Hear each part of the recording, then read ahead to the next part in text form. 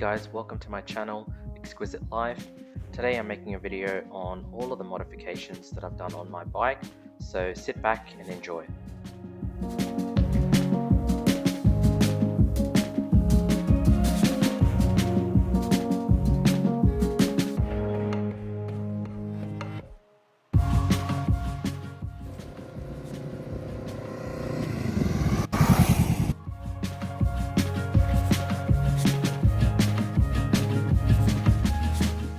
As I mentioned guys, I'm going to be going through all of the modifications that I've done on my bike. I'm going to firstly list them out on screen and then we'll step through one by one.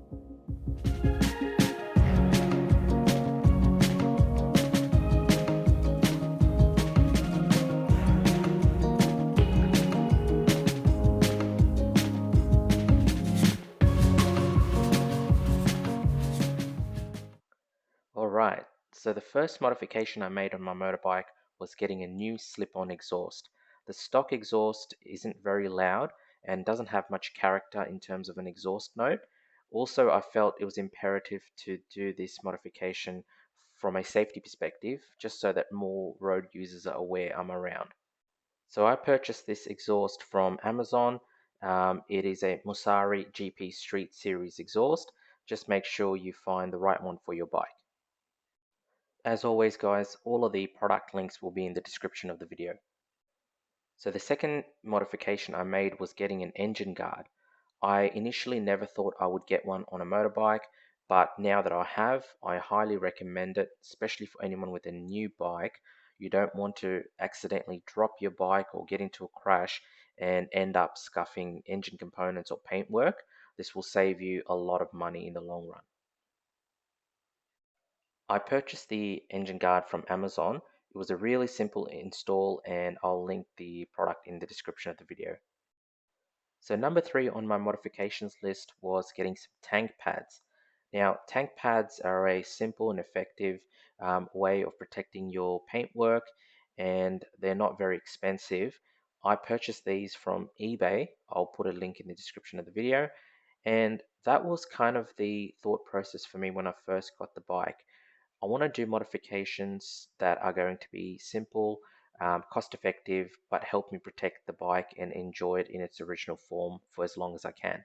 So that was my thinking, and I would probably recommend that for anyone with a new bike.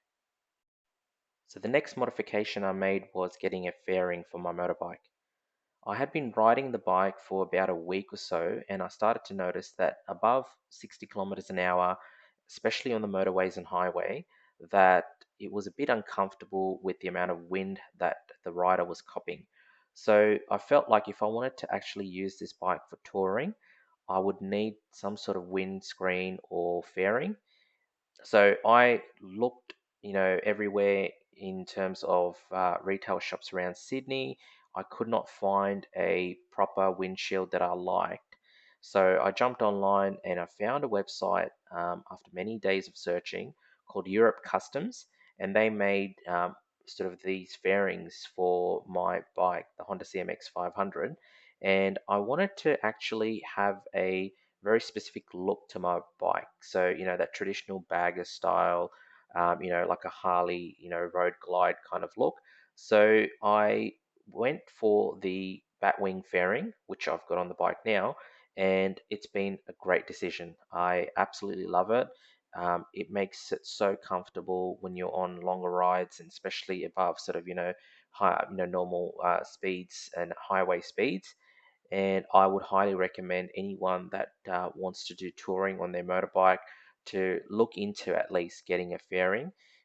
It really takes a lot of that wind that would be normally hitting your chest away from you and hopefully over your helmet. So yeah, that was a great modification and I'll put the link in the description of the video. Number 5 on the modifications list is going to cover 3 things that I did to the bike. So firstly was getting a phone mount. So I use the quad lock phone mounts. They're really great, very secure, easy to install. Secondly was getting a trickle charger for the battery to help maintain battery life when you're not riding the bike. And thirdly was getting a handlebar mounted phone charger so that I could have the ability to charge my phone, especially when I'm out and about on longer rides. So the next modification was changing the brake and clutch lever on the motorbike. The stock levers are designed to accommodate riders of all shapes and sizes, so they are spaced, quite a bit further away from the handlebar. And I felt like I wanted to actually have an adjustable lever so I could move it closer to me and make sure that I'm comfortable, especially in emergency braking situations. You want to be able to squeeze that front brake, comfortably and quickly. So having that adjustability made sense to me, and I actually did end up changing the clutch back to the stock lever because I think I just got used to it. So it's a personal preference thing, but I highly recommend everyone looking into it. So while we're talking about things around the handlebar, I wanted to talk about the next modification, which was the actual handlebar grips that I ended up changing. The stock grips are really thin, and I found that I was getting numb hands after sort of 30 minutes of riding, especially at higher speeds. The Honda CMX 500 does have a fair bit of vibration that comes through the handlebars, so I would highly recommend changing the grips to something more comfortable and thicker, whatever sort of aesthetic feel you'd like. It's up to you, but I ended up choosing these Vans Cult grips. I purchased them from Amazon, and I got a colorway that would match my seat, with that sort of brown color. And yeah, they've been really great. I haven't really had an issue with vibration since. Next on the modifications list is the seats. So I think most motorbike riders would agree that they tend to end up having to change the stock seats out for something more comfortable. I think there's very few bikes on the market where riders would unanimously agree that the stock seats are, really comfortable.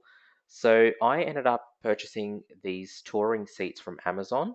I got them pretty much in the same colorway, and tried to match it to the original seats. They are a lot thicker, and they were quite easy to install. And I would highly recommend changing out your seats if you're not comfortable with the stock ones, because you do start to really, get fatigued. And you don't want to be sort of traveling uncomfortably, especially if you're going to be doing touring. The next modification was putting on a rear luggage rack. So as I mentioned, I wanted to use this motorbike for touring, but I didn't want to initially have any saddlebags on the motorbike. I wanted to have a clean look, and I figured that the best way for me to carry luggage was having a rear luggage rack where I could secure a overnight bag, and that way I wouldn't sort of change the look of the bike too much. But what I ended up doing was getting a sissy bar and rear luggage rack combo. That way, if I ever needed to have a passenger, I could, obviously have the sissy bar and also still be able to carry luggage at the back. So that's what my thought process was. I purchased this product from Amazon, and so far it's been pretty good. I have actually, gone on longer rides with the rear luggage rack. It's been really great. So a recent modification that I made to the bike was purchasing the Shad SH23 storage system. The Honda CMX 500 comes with zero storage. So in order for me to use this bike for touring, I needed something that was going to be waterproof and lockable. And I think that this has been a really good modification. It provides me 23 liters of storage on each side bag, and it's, as I said, secure, weatherproof. So it was a really good option. It is expensive, but it also, is good quality, and it looks good on the bike. It plays into the whole bagger tourer kind of look that I wanted for the bike anyway. I ended up adding a helmet lock to my bike. As you can see, I've installed it on the engine crash guard. Previously, I always used to wonder what to do with my bike helmet. Should I take it with me or leave it on the bike? So the best option is to have a lock. That way you can securely, store your helmet on the bike, and you don't have to lug it around. All right, guys, we made it to the end. So the last modification that I did to the bike recently was adding some floorboards to the Honda CMX. Now, the original foot pegs are pretty comfortable, but again, I felt like on longer rides, I want a bit more real estate for my feet, and these floorboard style pegs are great. I have tested them out on a longer ride and they were really comfortable. Just make sure that it's not affecting your ability to obviously shift or brake. And as long as you're aware of how much sort of lean angle your bike has, and you're not scraping your pegs too much, floorboards are a great option for comfort. And there you have it, guys. Those are all the modifications that I've made to my motorbike. As you can see, the Honda CMX 500 in its stock form versus my bike now, it looks like a completely different bike, but that's the beauty of motorcycles. You can customize them to your heart's content. What I'd recommend is have a strategy when you're doing modifications. For me, it was ensuring firstly safety for myself and the bike, and then move on to comfort and aesthetics. So I hope you enjoyed this video, guys, and please like and share the video, subscribe to the channel, and yeah, join me next time. Thanks, guys.